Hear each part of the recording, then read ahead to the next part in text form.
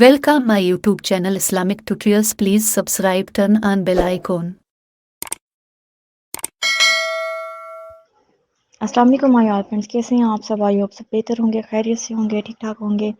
मैं भी अल्हम्दुलिल्लाह आप लोगों की दुआ से बिल्कुल ठीक ठाक हूँ। शुरू करते हैं हमारा आज का टॉपिक, जो कि बहुत ही मज़ेदार से फ्रूट पे है, जिसको चीकू कहा जाता है। इसके बहुत से फ़वाइद हैं जो हम अपनी इस वीडियो में डिस्कस करेंगे वन बाय वन। उससे पहले आप लोगों से गुजारिश है कि प्लीज़ चैनल को सब्सक्राइब, लाइक और शेयर ज़रूर कीजिएगा।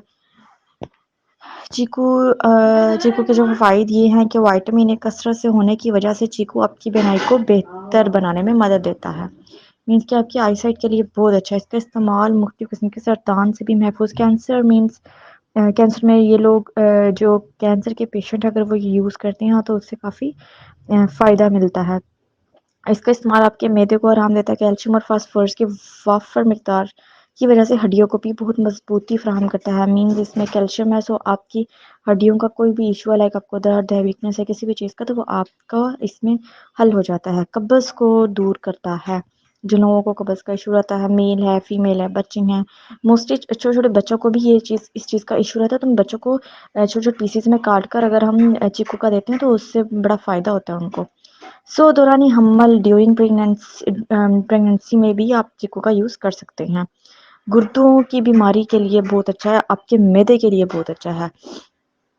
चीकू ग़िज़ाई रेशे से भरपूर होता है। गुर्दों की बहुत सी, एक नहीं बल्कि बहुत सी बीमारियों से आपको महफूज रख सकता है। बवासीर और सम टाइम ऐसा होता है कि ज़ख्म से ना आपका ब्लड निकलना स्टार्ट हो जाता है, जो कि रुकता नहीं है, ठीक है।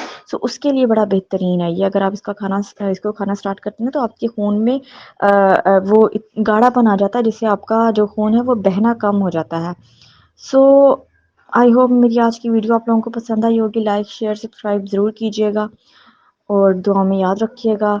मिलते हैं एक और नई वीडियो में, एक और नए और मज़ेदार टॉपिक के साथ, जो कि आप लोगों के लिए क्या हो, फ़ायदा मंद हो।